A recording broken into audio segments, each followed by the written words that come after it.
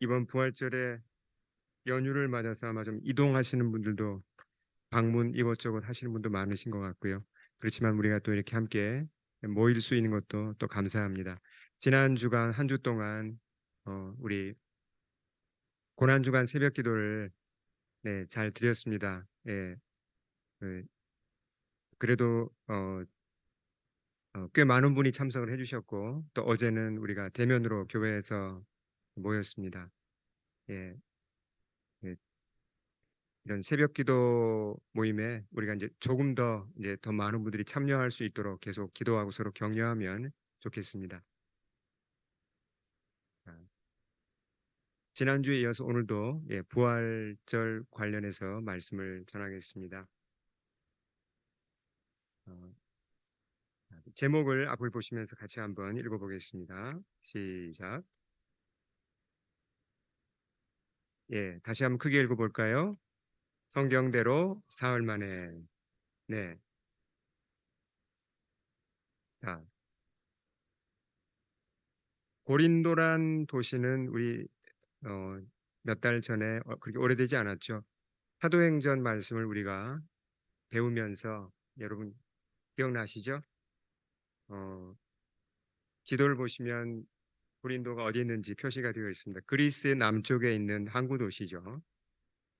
어, 그 당시는 지금보다 훨씬 더 중요한 항구 도시였습니다. 무역이 발달되어 있었고 바울이 몇 차 전도 여행 때 고린도로 갔죠? 기억나세요? 1차, 2차, 3차 중에 몇 차죠? 2차 전도 여행 때 고린도로 가서 예, 그 도시를 선교했습니다. 그때가 AD 약 한 50년 무렵이었거든요. 근데 고린도 사람들이 사실은 헬라 이 헬레니즘, 헬라 문화권에 아주 그 정통한 사람들이잖아요. 헬레니즘 기억나시죠? 그리스 사람들은 자신들의 문화에 대해서 굉장한 자부심이 강했습니다. 사실은 헬레니즘은 수천 년이 지난 오늘까지도 서구 문화의 지금 근간을 이루는 굉장히 중요한 문화이죠. 그러니까 고린도 사람들도 굉장히 자부심이 강했습니다. 근데 그 사람들이 이 복음을 받아들였다는 게 참 놀랍습니다. 십자가 사건, 부활 사건을 믿고 예수 그리스도를 받아들이고 크리스천이 됐다는 게 참 놀라운 일이에요. 바울을 통해서 그 일이 일어났죠. 그래서 고린도에 교회가 세워졌습니다. 근데 바울이 떠나고 몇 년이 지나니까 교회 안에 문제가 생겼어요. 몇 가지 고린도 교회 안에 몇 가지 문제가 생겼는데 그 중에 하나가 이제 부활에 대한 문제였습니다. 어떤 말을 15장 예를 들어서 12절 같은 걸 참조하면 고린도 교회 안에 이런 말을 하는 사람들이 생겼습니다. 아무리 생각해도 부활은 없는 것 같아. 부활 그거 불가능해. 왜 우리가 이런 걸 믿지? 이런 식으로 부활에 대해서 회의를 하고 의심하고 이거 안 되는 것 같다. 우리가 엉터리를 믿는 게 아닌가. 이런 이제 그런 어떤 뭔가 이렇게 불신 쪽으로 사람들이 이제 부활을 불신하는 쪽으로 그렇게 따르는 사람들이 생겼다는 얘기죠. 사실 객관적으로 얘기할 때 이게 참 부활을 믿는다는 게 우리는 교회 안에서 부활을 이렇게 공공연하게 얘기하고 예수님 부활하셨다고 찬양하고 하지만 우리가 교회 밖으로 나가서 직장이나 학교에서 예수님 부활하셨대 뭐 이렇게 얘기하면 사람들이 어떻게 봅니까? 보통 어 그래 너나 잘 믿어라 뭐 이런 식으로 무시하죠. 뭐 오늘 같은 과학이 발전한 시대에 무슨 부활이 있냐 이런 식으로 보통 냉담한 반응을 보입니다. 예. 근데 사실 부활을 이 사람이 완전히 죽고 장사되었는데 그걸 다시 그 사람이 살아 일어나서 이렇게 어, 온전하게 된다는 게 이게 참 믿기가 쉽지 않죠. 특히 헬라 철학, 이 그리스 철학의 어, 그런 가치관을 가진 사람들에게 부활은 참 받아들이기 어렵습니다. 그래서 바울이 고린도 전서 이 편지를 보내면서 그들에게 성경의 기초에서 친절하게 가르치는 겁니다. 부활은 그리스도의 부활은 이론이 아니다. 교리가 아니다. 이건 역사 중에 실제로 일어난 사건이다. 사실이다. 라는 것을 설명합니다. 그리고 그리스도께서 부활하셨기 때문에 크리스찬들에게는 이런 효과가 있다. 이런 혜택이 있다. 크리스찬들에게도 부활이 있다는 것을 이제 바울이 고린도전서에서 지금 가르치고 있는 겁니다. 그 이제 한 부분을 우리가 오늘 보고 있습니다. 자, 먼저 바울이 3, 4절을 보시면 고린도 교회 몇 년간 머물렀죠? 이제 그때 우리 퀴즈에도 나오고 했었는데 이런 내용들이 바울이 1년 반을 머물렀습니다. 1년 반을 상당히 오래 머물렀죠. 그러면서 복음을 가르쳤는데 그때 가르친 복음을 딱 두 절로 요약을 했습니다. 3, 4절은 정말 중요한 말씀이고요. 그 당시 실제로 이것이 크리스찬들의 신앙 고백으로 사용되었던 내용입니다. 우리 다시 한번 같이 3, 4절 읽겠습니다. 시작. 내가 받은 것을 먼저 너희에게 전하였노니 이는 성경대로 그리스도께서 우리 죄를 위해 죽으시고 당사 지낸 바 되셨다가 성경대로 사흘 만에 다시 살아나사. 잘 아는 내용이죠, 우리가. 근데 우리가 하나 짚고 넘어가야 될 것은 왜 여기서 두 단어가 반복되냐는 것입니다. 어떤 단어가 반복되고 있죠? 성경대로. 성경대로 두 번 반복됩니다. 이때 말하는 성경이 무슨 성경이죠? 신약 성경은 아직 이때 완성되지 않았기 때문에 구약 성경을 얘기합니다. 구약 성경에 예수님의 이 죽음과 부활이 예언되어 있나요? 그렇죠? 그 예언들이 예수님의 생애에서 그대로 이루어졌다는 겁니다. 크게는 300가지로 볼 수 있고 작게 잡아도 한 50가지의 예언이 이루어졌다는 겁니다. 우리가 뭐 십자가 사건, 부활 사건만 해도 어떤 예언이 이루어졌습니까? 예수님께서 예를 들면 누명을 쓸 것이다. 그렇죠? 누명을 쓰고 사형 당하시되 범죄자들과 함께 취급되어서 범죄자로 취급되어서 죽을 것이다. 예언되어 있죠. 또 모욕을 당할 거고 그러나 범죄자를 위하여 기도할 거라는 것도 예언되어 있고 또 돌아가시되 어떤 방법으로 돌아가신다 그랬죠? 돌아가시되 손하고 발이 찔려서 돌아가신다는 표현까지 정확하게 나와 있습니다. 어디에 나와 있죠? 그 말씀이 시편 22편에 나와 있죠. 예, 너무나 놀랍지 않습니까? 근데 그것이 그대로 이루어져서 십자가에서 손과 발에 못이 박혀서 돌아가시죠. 또 사형을 집행하는 자들이 사형수인 예수님의 옷을 차지하려고 제비를 뽑을 것이라는 것도 예언되어 있고 그러나 죽으신 다음에는 부자의 무덤에 묻힐 거라는 말씀 나오고 몸이 썩지 않을 거란 예언도 있습니까? 그렇죠. 어디에 나옵니까? 시편 16편에 나오죠. 그리고 이사야 53장에도 그런 내용이 나옵니다. 이런 예언이 수백 년이 지나서 그대로 이루어지는 거 하나만 봐도 이건 하나님이 살아계시고 예수님이 하나님의 아들이 아니면 불가능한 얘기입니다. 어떻게 이게 이루어질 수가 있습니까? 그러니까 조금만 관심을 가지고 이 메시아에 대한 예언을 보고 그리고 신약 성경에서 그것이 이루어진 것을 보면 십자가와 부활 사건을 믿지 않을 수 없다는 것이죠. 사람들이 관심이 없고 싫기 때문에 안 믿는 것이지 증거가 없기 때문에 안 믿는 게 아닙니다. 자, 예수님의 부활에 대해서 조금 더 보겠습니다. 예수님의 시신은 썩지 않았고 새 몸으로 바뀌었죠. 부활의 몸으로 바뀌어서 이제 제자들에게 나타나셔서 그들과 한 40일 함께 보내셨잖아요. 근데 직접 부활하신 예수님을 본 아이 위트니스 증인들이 있다고 바울이 얘기합니다. 그러면서 5절부터 8절 그 증인들을 쭉 얘기하죠. 자, 바울이 고린도 전서를 쓸 당시가 대략 한 AD 55년 무렵이거든요. 그러니까 십자가 사건이 일어나고 나서 약 한 25년이 지난 겁니다. 그렇게 오래되지는 않았지만 어쨌든 그때에도 바울이 고린도 전서를 보낼 당시에도 아이 위트니스 눈으로 직접 예수님을 본 사람이 몇 명이나 살아 있었다 그럽니까? 그 당시 500명이나 500여 명이나 살아 있습니다. 그러니까 고린도 전서를 받는 사람들 고린도 사람들만 받는 게 아니죠. 그 일대 사람들이 다 이 편지를 읽어볼 텐데 필요하면 어떻습니까? 증인들을 만나서 물어볼 수도 있다는 얘기입니다. 또 증인 이름 중에 누가 나옵니까? 야고보가 보입니다. 야고보는 누구죠? 이 야고보는 사도 야고보가 아니라 예수님의 동생 야고보입니다. 예수님의 동생 야고보가 처음부터 예수님을 잘 따랐나요? 아니죠. 처음에는 형이 싫었어요. 요한복음 7장에 보면 나오죠. 그런 내용들이. 아니, 형을 보니까 형 예수가 분명히 능력은 탁월해요. 막 너무나 놀라운 능력도 있고 지혜도 있는데 집안을 안 돌보는 것 같습니다. 그리고 이상하게 이상한 사람들하고 막 몰려다니면서 집안에 도움이 안 되는 일만 해요. 그러니까 형을 타박하고 형을 비난했죠. 아니 형 도대체 뭐 하는 거냐고 도대체. 아니 제대로 한번 집안을 일으키든지 그래야지 지금 이런 식으로 하면 우리를 어쩌라고 이런 식으로 아주 싫어했습니다. 형을. 믿지 않았죠. 불신했습니다. 그런 야고보가 어떻게 하루아침에 바뀌었을까요?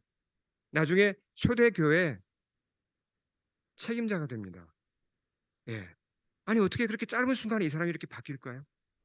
예수님의 부활을 목격하고서 부활이라는 그 엄청난 사건이 일어나지 않았다면 이런 급격한 사람의 변화는 일어나기가 어렵다는 얘기입니다. 또 한 사람의 증인 이름 맨 끝에 누가 나오죠? 만삭되지 못하여 난 바울을 얘기하죠. 바울은 어떤 사람이었죠? 바울을 얘기할 때 우리가 꼭 기억해야 될 것이 바울은 그 당시 이스라엘에서 주류 중에서도 주류 사회에 속했던 사람입니다. 엘리트였고 그렇죠? 바리새인이었고 사회에서 굉장히 잘 나가던 사람이었습니다. 성공한 사람이었고 그대로 쭉 가도 아무런 부족함이 없고 그냥 사회적으로 경제적으로 뭐 이렇게 정말 가장 그 좋은 자리에서 혜택을 누릴 수 있는 위치에 있던 사람이었죠. 근데 그 당시 그럼 기독교인들은 어떤 취급을 받았죠? 이스라엘 사회에서 비주류 중에 비주류였습니다. 그렇죠. 그러니까 기독교인 그러면 이스라엘 사람들은 어우 저 이상한 사람들 저 무슨 정말 어 비난받고 핍박받고 가난하게 살 것을 각오해야 되는 그런 사람들 그런 그룹이었어요. 마이너리티 중에 정말 별 볼 일 없는 마이너리티였죠. 근데 가장 높은 그룹에 속해 있던 주류에 속해 있던 바울이 뭐가 좋아서 그것도 하루아침에 비주류 중에 비주류 그룹으로 들어갔을까요? 이게 이해가 되십니까?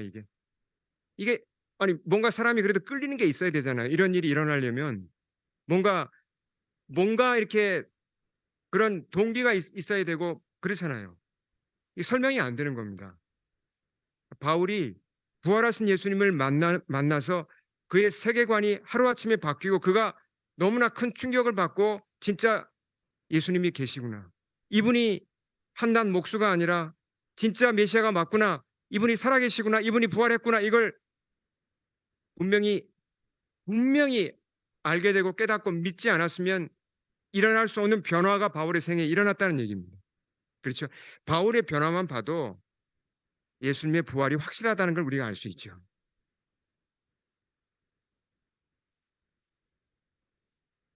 오늘날은 어떻습니까?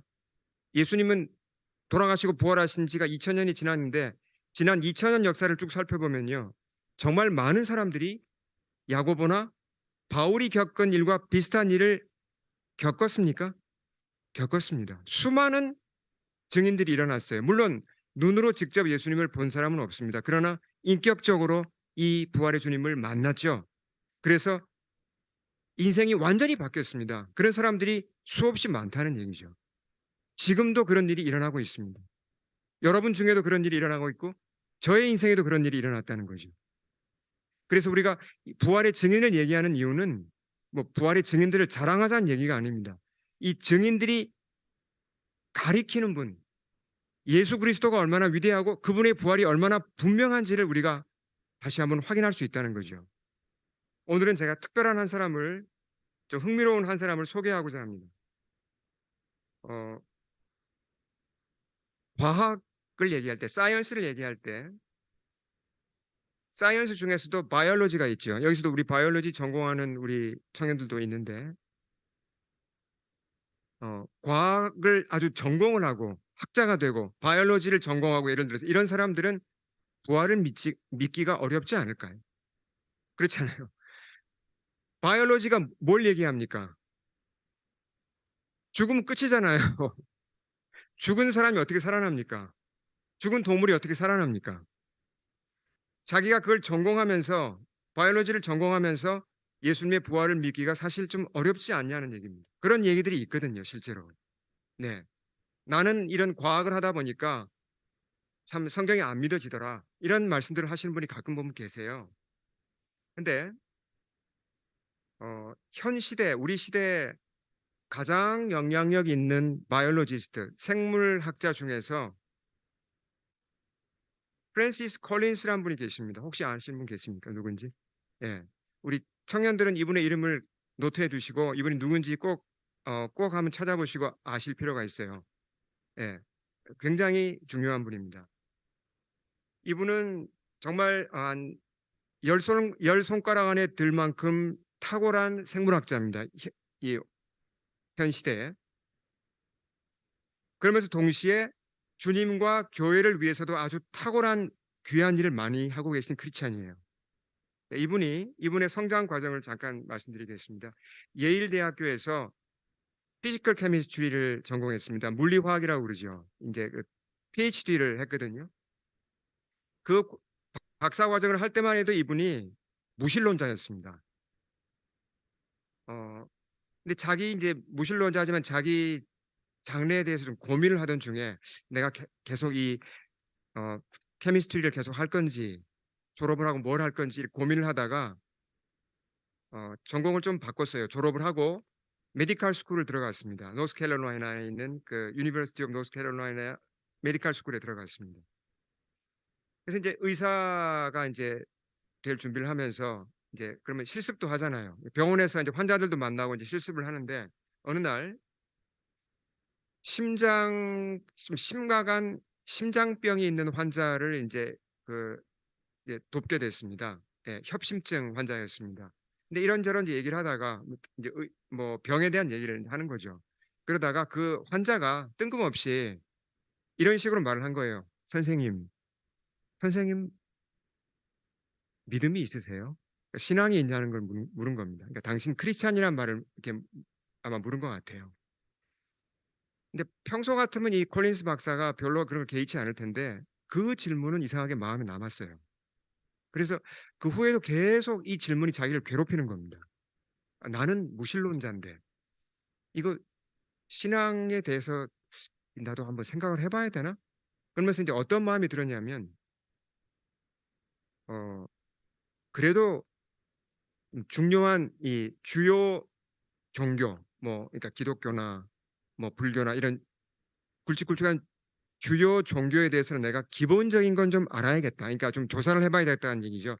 그래야 무신론이 더 편리하고 더 이게 합리적이라는 걸 내가 확신하게 되고 무신론자로 내가 아주 편하게 살 수 있을 것 같다는 얘기죠. 그래서 그냥 좀 가벼운 마음으로 종교들을 좀 조사해 보기 시작했습니다.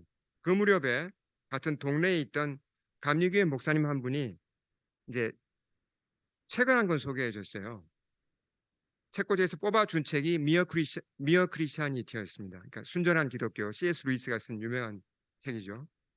근데 그 책을 이제 읽게 됐어요. 충격을 받았습니다. 콜린스 박사가 그 작은 책 한 권에 왜 충격을 받았냐면 자기가 무신론자가 되고자 했던 근거가 난 이러이러하기 때문에 신이 없다? 나는 무신론자다라고 생각했는데 그 근거가 너무 유치했던 거예요. 그 책을 읽어보니까 하나님이 계시다. 그게 더 합리적인 것 같다는 생각이 든 겁니다. 처음으로. 그러면서 이제 마음에 갈등이 일어나죠. 하나님을 좀 더 알아보고 믿자라는 소원과 아니야. 괜히 귀찮아. 괜히 이상한 길로 접어들 것 같아. 싫어, 나는 안 믿을래. 하는 두 가지 생각이 서로 이제 싸우기 시작한 겁니다. 그러다가 이제 주님이 사실은 이제 뒤에서 또 이분을 도와주신 거죠. 성경을 좀 성경에 들어가다 보면 어떤 성경의 어떤 주장하고 우리가 부딪히죠. 반드시 부딪히는 주장이 있습니다. 이제 사실은 진리인데 성경이 우리한테 요구하고 주장하는 게 있죠. 뭡니까? 예수 그리스도가 그냥 훌륭한 사람 중에 한 명이다 라고 가르칩니까? 아니면 예수 그리스도는 하나님의 아들이고 유일한 구원자다라고 가르칩니까? 부자죠. 그렇죠. 그 주장 앞에 부딪힌 겁니다. 이 콜린스 박사가. 굉장히 이제 갈등을 하는 거죠. 내가 이걸 받아들여야 되나 말아야 되나. 이제 막 책도 더 읽고 갈등하고 뭐 이제 그런 시간을 보내는데 또 한 가지 이제 부딪힘이 다가온 겁니다. 분명히 복음서에 보면 예수님이 죽으셨고 부활했다는 주장이 나오는데 그럼 내가 이걸 콜린스 박사 편에서 볼 때 이거를 받아들여야 되는지 아니면 내쳐야 되는지 이게 갈등이 되는 거예요. 그렇잖아요. 부활을 안 믿고 예수님의 부활을 안 믿고 어떻게 크리스천이 됩니까? 근데 거기서 뭔가 해결을 해야죠. 안 믿든지 믿든지 그렇잖아요. 결정을 해야 되잖아요.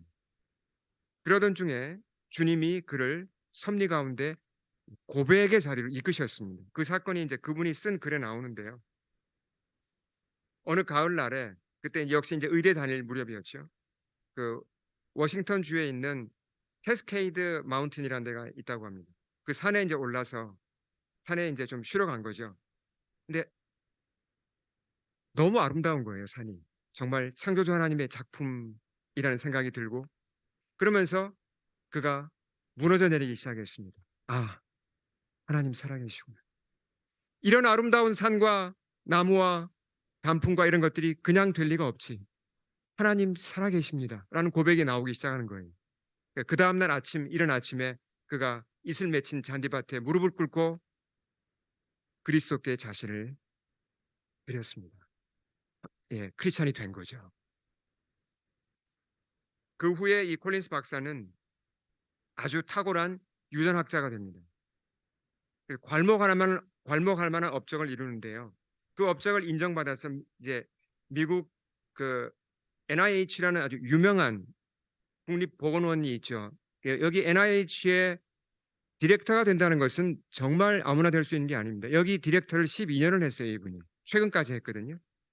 그러면서 굉장히 중요한 프로젝트 하나를 이끌었습니다. 13년에 걸쳐서. 그게 그 유명한 인간 유전자 게놈 프로젝트였죠. 그러니까 최초로 인간의 유전자를 처음부터 끝까지 다 해독을 한 겁니다. 예, 물론 혼자 한 게 아니라 미국과 세계 여러 학자들과 같이 처음으로 이것을 이제 해독을 했고 그것이 완성되는 날 백악관으로 초청되어서 축하할 만큼 역사의 길이 남을 만큼 중요한 업적이었습니다.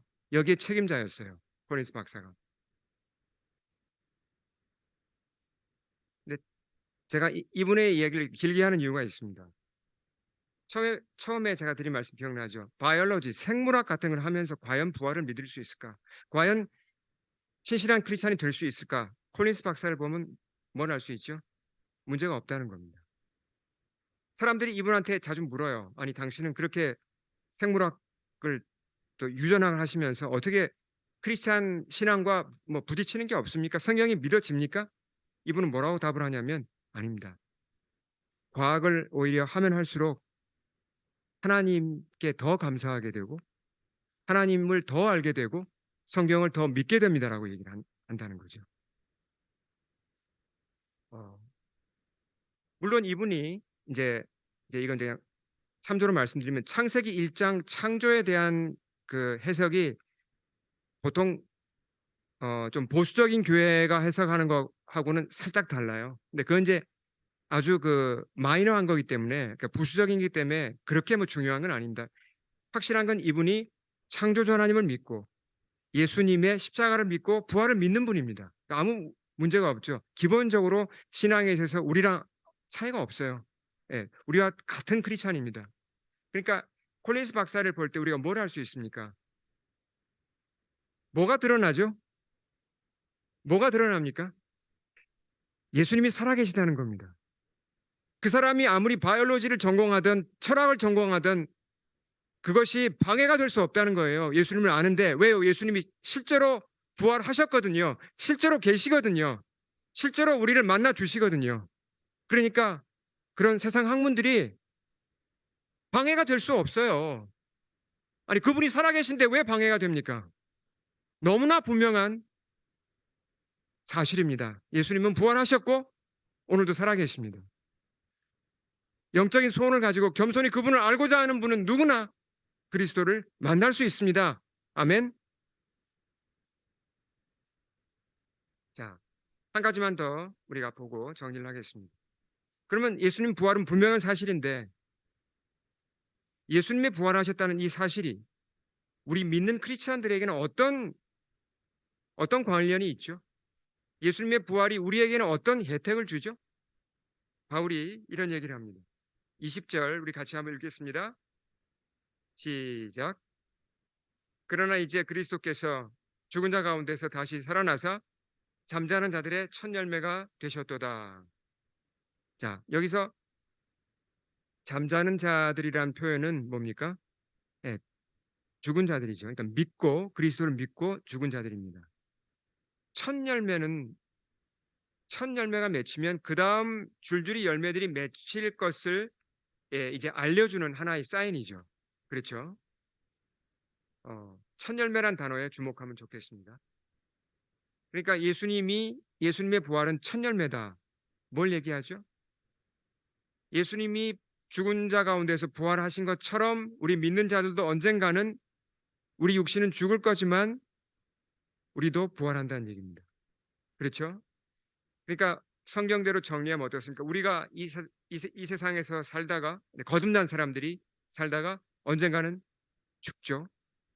즉시 우리 영혼은 어디로 갑니까? 예수님께로 가죠. 십자가의 강도처럼. 그리고 그곳에서 그 천국에서 주님과 함께 있다가 예수님이 재림하시는 그날 우리도 예수님과 비슷한 그런 부활의 몸을 우리도 받게 될 것입니다. 완성된 천국이죠. 그렇죠? 그 모든 것에 대한 그 약속에 대한 첫 열매가 예수님의 부활이라는 사실입니다.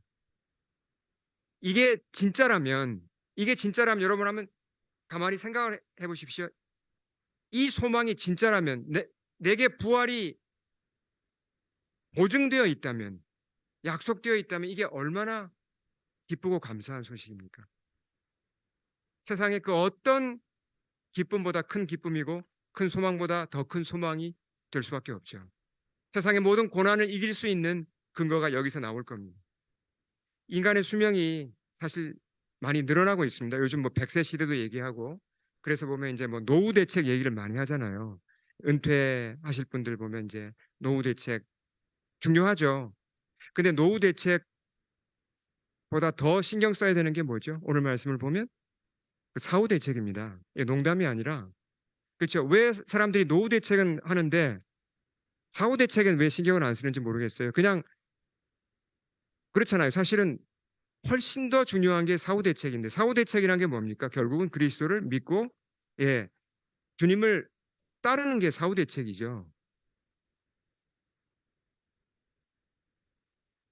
그러니까 사후 대책이란 말이 그냥 나이가 들어서 우리가 뭐 이제 나이 드신 분들만 생각하는 게 아니고 그냥 저 세상 얘기만 하는 게 아닙니다. 사후 대책이 분명할 때 지금 이 땅에서 살아가는 삶도 이 삶도 어떻습니까? 더 충실해진다는 얘기죠. 더 진지해지고 더 솔직해지고 더 내가 정말 이 세상의 삶을 최선을 다해서 살 수 있다는 겁니다. 그렇잖아요. 허비하지 않게 되죠. 작년보다 한 10년 전보다 봄이 좀 더 빨리 오는 것 같지 않습니까? 지금 이제 사실 이제 지구 온난화 영향인 것 같긴 한데 뭐 봄이 빨리 오는 건 좋긴 한데 한편으로는 좀 씁쓸하기도 해요. 너무 따뜻해지니까 빨리. 어쨌든 봄은 좋은 겁니다. 근데 봄이 되면 제가 주목해 보는 나무가 있습니다. 이게 단풍나무인데요. 단풍나무 잎이 보면 다른 나무보다는 좀 늦게 나와요. 한 5월 돼야 이제 초록색 잎사귀가 나오죠. 겨우내 죽은 것 같은 나무가 5월 되면 갑자기 초록색 이파리를 팍 이렇게 뿜어내면서 금방 초록색으로 무성해집니다. 참 놀라운 현상이죠. 그러면서 살짝 꽃이 피는데 여러분 단풍나무 꽃 보신 분 계십니까? 한번 손 들어 보시겠어요? 단풍나무 꽃. 단풍나무도 꽃이 있습니다. 무슨 색이죠? 예, 여기 이건 이제 열매죠. 좀 연두색과 노란색 계통의 꽃이 펴요. 아주 작지만 꽃이 핍니다. 예. 그리고 곧이어서 열매가 맺힙니다. 이건 좀 살짝 익은 열매인데 처음에는 이 열매가 초록색이 맺히죠. 가을이 되면 이제 좀 이게 좀 누렇게 익으면서 바람에 떨어지면 이 열매가 어떻게 떨어집니까? 기억나세요 혹시? 그냥 뚝 떨어집니까? 아니면 헬리콥터처럼 이렇게 돌아갑니까? 예, 헬리콥터 현상이 일어나죠. 근데 이게 과학자들의 연구에 의하면 이게 프로펠러의 구조하고 똑같습니다. 너무나 놀랍게 설계가 되어 있어서 그래서 그냥 땅으로 떨어지지 않고 살짝 바람이 불어도 이게 빙빙 돌면서 상당히 멀리 날아갑니다. 예, 많이 갈 때는 1km까지 날아가요. 창조주의 솜씨가 이 속에 담겨 있는 거죠. 이 작은 단풍나무 씨 하나에도 하나님이 하나님의 작품 가운데 하나입니다. 그렇죠? 단풍나무를 보면서도 첫 열매가 맺히면 많은 열매가 앞으로 따라온다는 걸 우리가 알 수 있고, 또 단풍나무를 보면서 전능하신 창조주 하나님을 우리가 생각하게 됩니다. 하나님은 무에서, 아무것도 없던 무에서 태초에 천지를 창조하신 분입니다. 그분이 왜 천국을 창조하지 못하겠습니까? 무에서 유를 창조하신 그분이 왜 죽은 자를 일으키지 못하겠습니까? 우리에게는 확실한 부활의 소망이 있습니다. 확실한 부활의 소망이 있기 때문에 우리는 오늘 이 시간을 더 열심히 살아갈 수 있고 최선을 다해서 크리스찬답게 살아갈 수가 있는 것입니다. 그래서 우리는 부활 소망이 있기 때문에 말씀을 따라가고자 애쓰는 것이고 이웃을 사랑하고자 애쓰는 것이고 참으로 예수님을 닮아가고자 애쓰는 것입니다. 그 모든 것들이 헛되지 않다는 것입니다. 아멘. 우리 함께 기도하겠습니다. 선포된 말씀 앞에 우리 엎드리겠습니다.